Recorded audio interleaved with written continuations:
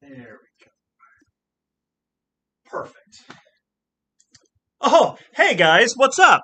It is Rob. I was just fixing the Christmas tree here. I got it all up. I still need to add some ornaments, but you know what? We're going to do that as we go. Today, we're going to tackle one of my favorite Christmas films that I watch every single year. In fact, it is on the Freeform channel right now. And I believe it's on Disney Plus too.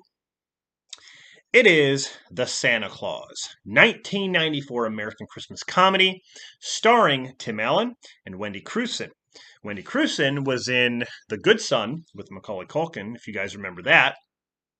But I love Tim Allen. I mean, he is a funny guy. I even like his stand-up stuff. But Home Improvement is where I first discovered him, like many others. Um, but what's interesting is John Pasquin, or Pasquin, however you say it, he has a long history with Tim Allen. In fact, his directorial debut was Jungle to Jungle, which was 1997, and that starred Tim Allen, as well as Joe Somebody, which came out in 2001, which also has Tim Allen. Then, in 1991, Pasquin had producing credits on Home Improvement, the TV show.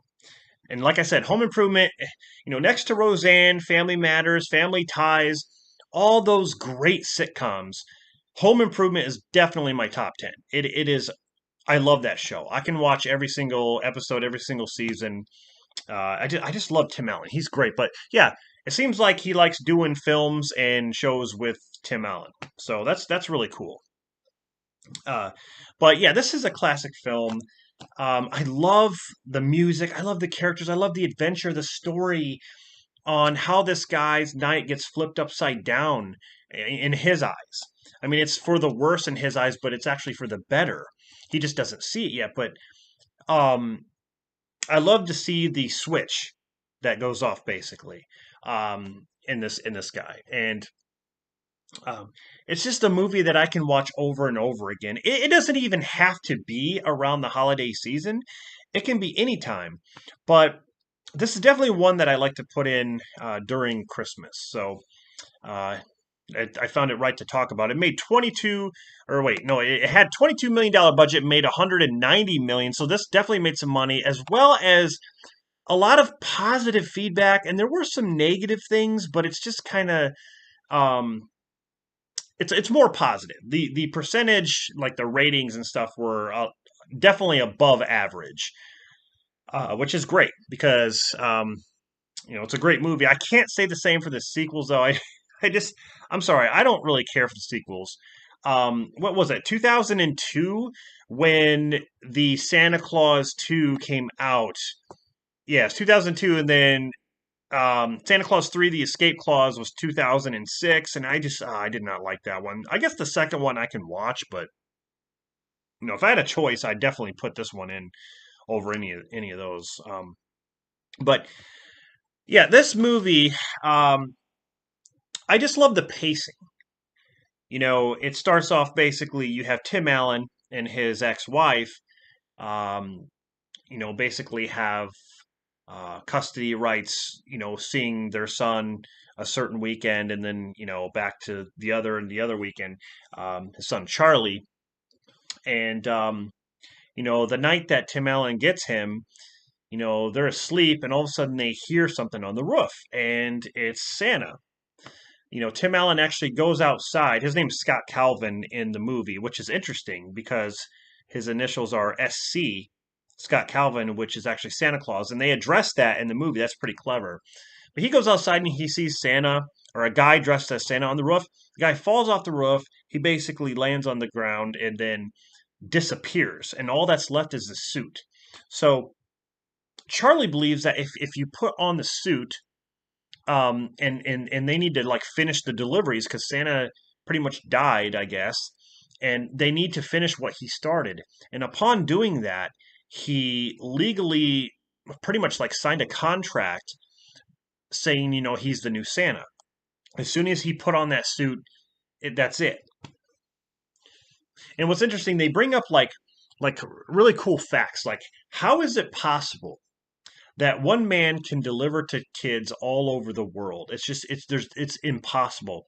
And then Charlie's, like, well, not everyone celebrates Christmas.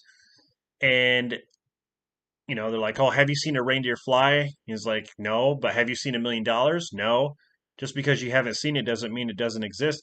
That's a really, really good point, and I really like the dialogue there. I love the writing to this movie.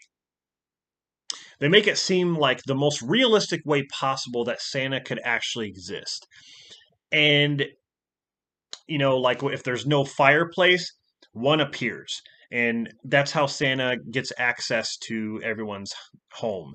Um, just really, really cool stuff like that. Just the tiniest things, the tiniest details. But after he puts on the suit, they basically go to the North Pole where they, see everything for the first time. The elves, the workshop, the head elf Bernard, who gives them all the instructions. And I love how Tim Allen is always against it.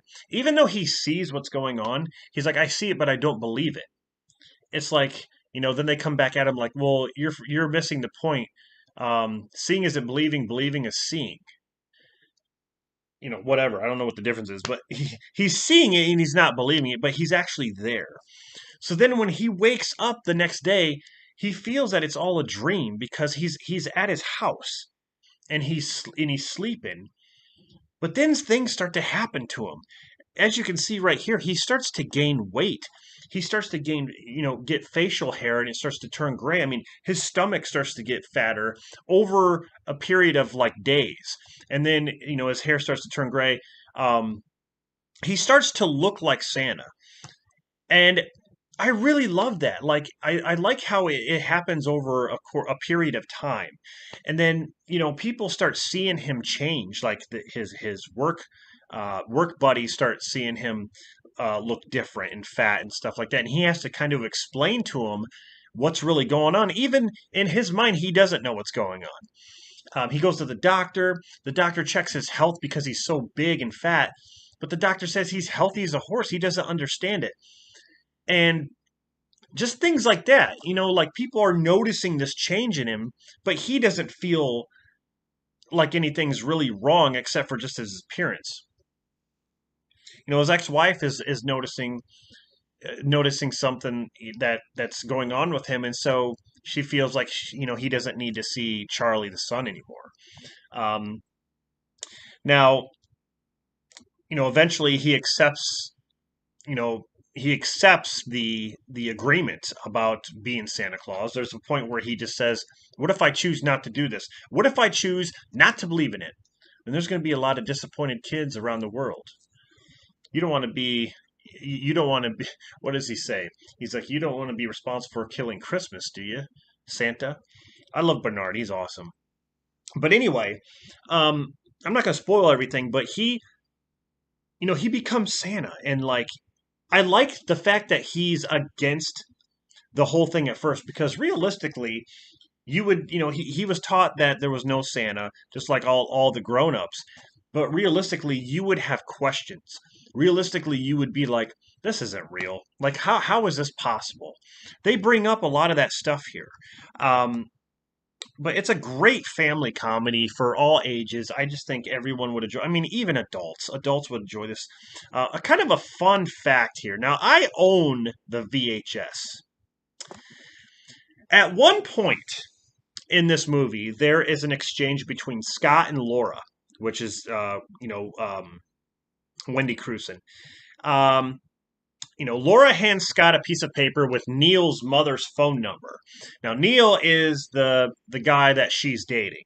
Um, and he's the one that always questions, what Charlie's saying. He's kind of like I don't know if he's like a psychologist or whatever. But the phone number on it, Scott says 1-800-SPANK-ME. And he says, I know that number.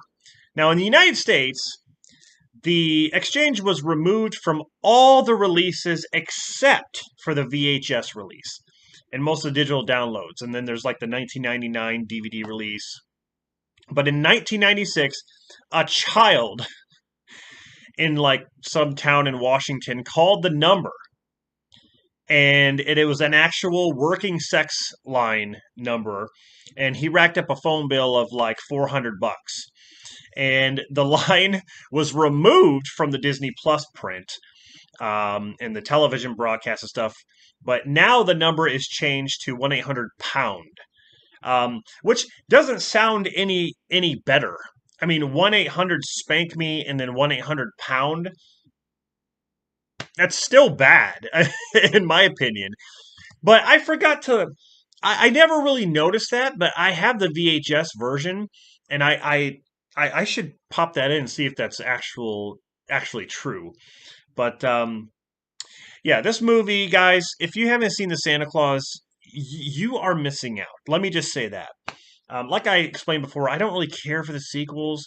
I can watch the second one, but the third one is just bad. I don't even want to mess with it. This is the one to see right here. So that is my review of the Santa Claus 1994 American Christmas comedy.